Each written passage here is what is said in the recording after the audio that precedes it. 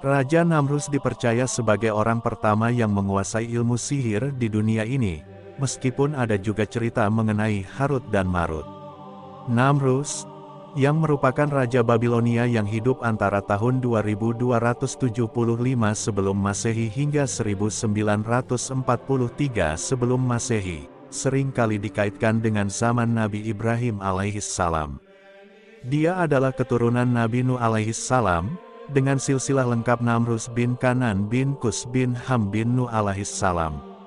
Namrus dikenal sebagai orang pertama yang mengklaim dirinya sebagai raja dan bahkan mengaku sebagai Tuhan atas seluruh umat manusia pada saat itu. Pengakuannya tersebut ditentang oleh Nabi Ibrahim alaihissalam. Ada sebuah cerita menarik tentang Namrus yang dipercaya sebagai orang pertama yang menguasai ilmu sihir di dunia yang fana ini. Meskipun demikian, ada juga cerita lain mengenai Harut dan Marut, dua malaikat yang turun ke bumi dan mengajarkan ilmu sihir kepada penduduk Babilonia pada masa Raja Nebukadnezar. Saat Raja Namrus sedang mandi di kolam pemandian bersama beberapa wanitanya, tiba-tiba, seorang pria bungkuk yang mengenakan pakaian hitam masuk ke dalam kolam. Namrus terkejut karena dia merasa heran bagaimana orang tersebut bisa lolos dari pengawasan pasukannya, dan memasuki kolam pemandian. Pria bungkuk itu kemudian berkata, "Wahai Namrus, kamu akan menguasai bumi dan segala yang ada di atasnya." Mendengar perkataan tersebut, Namrus sangat marah dan langsung memerintahkan pasukannya untuk membunuh pria itu. Saking marahnya, ia bahkan memerintahkan untuk membunuh juga para wanita yang ikut bersamanya di kolam pemandian. Setelah itu, Namrus meninggalkan kolam dan menuju kamarnya. Namun, pasukannya tidak bisa membunuh pria bungkuk itu, karena ternyata pria tersebut adalah iblis yang sedang malih rupa. Dikisahkan bahwa pria bungkuk itu akhirnya sudah berada di dalam kamar Namrus. Namrus pun ketakutan dan bertanya, "Siapa kamu?" Pria itu menjawab, "Saya adalah pemimpin cahaya, saat cahaya itu pertama kali diciptakan.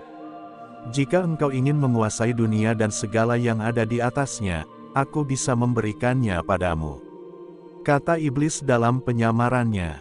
Namrus merasa tertarik dan bertanya bagaimana caranya.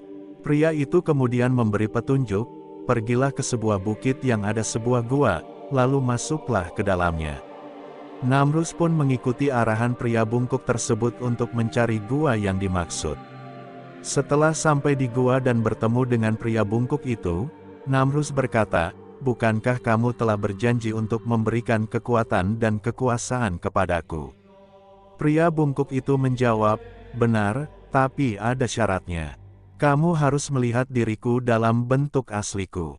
Mereka pun sepakat, dan tiba-tiba pria bungkuk itu berubah menjadi sosok iblis, dengan rambut yang menutupi seluruh tubuhnya. Sungguh perwujudan yang sangat mengerikan. Kemudian iblis itu berkata, "Jika kamu ingin mendapatkan kekuatan, maka sujudlah kepadaku. Sebagai imbalannya, aku akan memberikan kekuatan kepadamu." Akhirnya, Namrus tertarik dan sujud kepada iblis.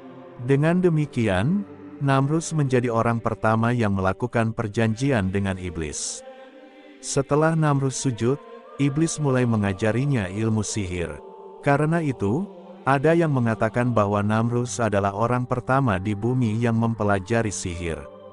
Meskipun ada kisah tentang Harut dan Marut, keduanya juga terjadi di Babilonia. Namrus sendiri adalah penguasa Babilonia, dan cerita Harut dan Marut juga berlangsung di tempat yang sama. Setelah mempelajari sihir dan cara menguasai manusia serta bumi, Namrus pun menjadi sangat kuat. Namrus kemudian bertanya kepada iblis tentang cara untuk menguasai dunia.